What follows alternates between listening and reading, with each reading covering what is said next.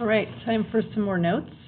Today we're going to look at solving equations, exponential equations. So, notes, solving exponential equations.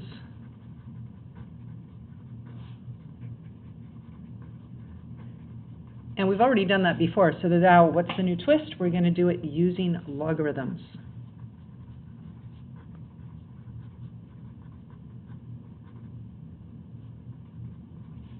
Using logarithms. So we're going to start with one we actually know how to do without logarithms.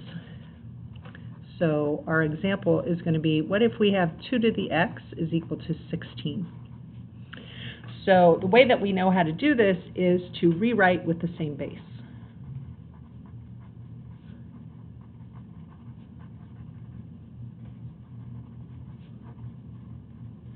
So we get 2 to the x is equal to 2 to the 4th, because 2 times itself 4 times is 16. Then when the bases are the same, we can set the exponents equal to each other, and we're done. Okay, so we already know how to do that.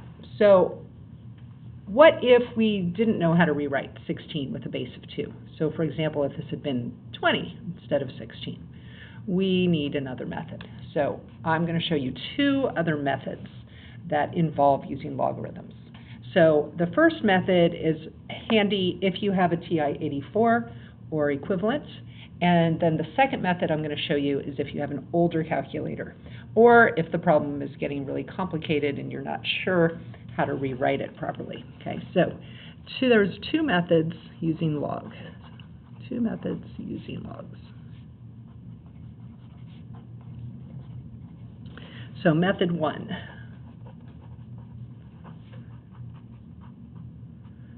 Is just rewrite as a logarithm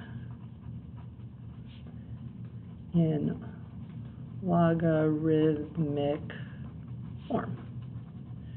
So if we take our 2 to the x equals 16 and we rewrite that as a logarithm, oops, it seems to be a little too zoomed in here, rewrite that as a logarithm, I'm going to write log, my base is 2, my value is 16, and that equals x. And then we're going to evaluate on the calculator.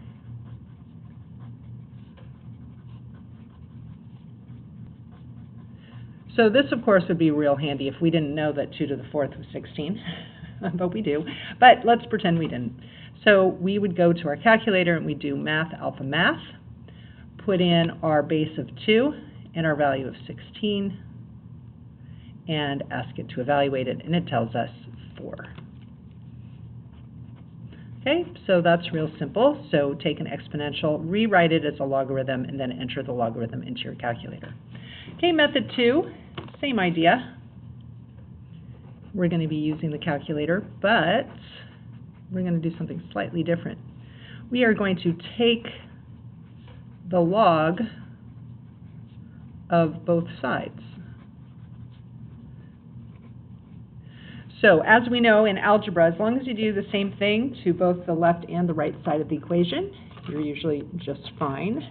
So if I have 2 to the x equals 16, if I do something to one side, I can do it to the other side. So what I'm going to do is I'm going to make this into, I'm going to just write the word log in front of it. I'm going to make it a log equation. So this is log 2 to the x.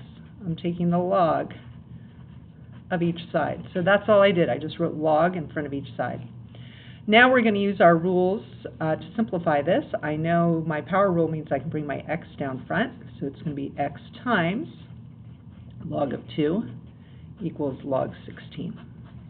Now to get to get x by itself, I'm going to divide both sides of the equation by log of 2.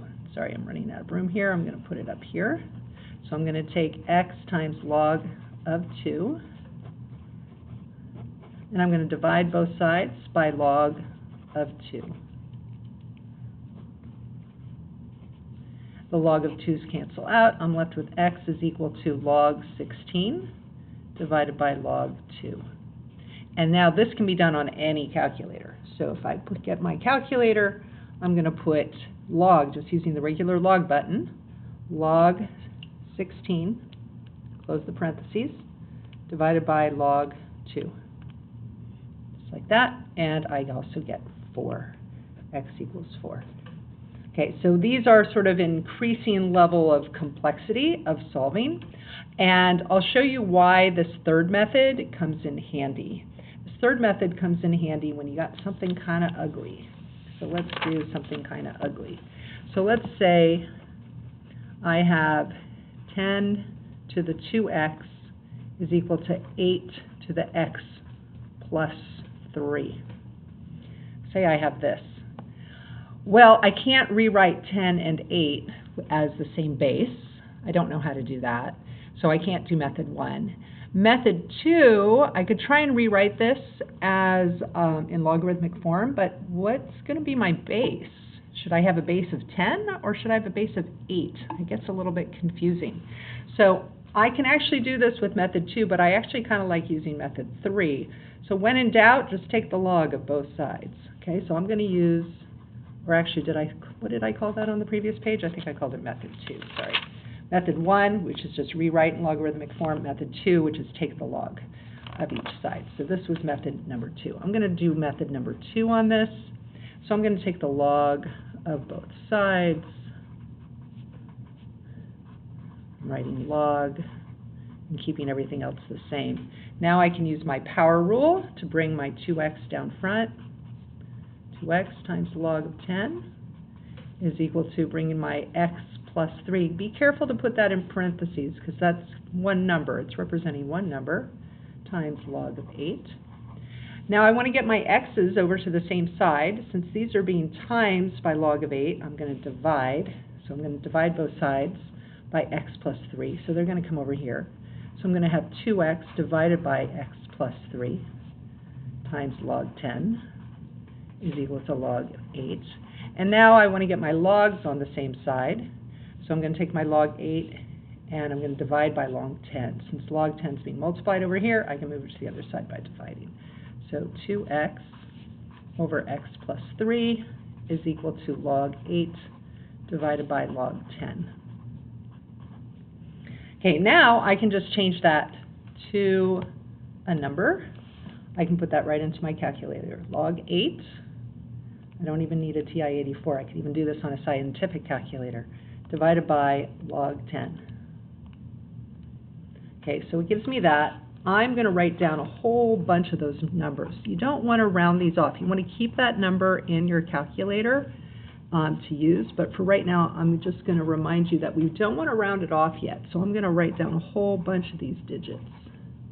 9, 9, 8, 7. I'm just going to write the whole darn thing down. Okay, now I want to solve for x. So I want to get, I'm going to multiply both sides by x plus 3 again. Oh, that ends up back where it started. So I have 2x is equal to 0.903089987 times x plus 3. Okay, so I'm just multiplying both sides of my equation by that x plus 3 to get it back up here. Then I'm going to distribute that.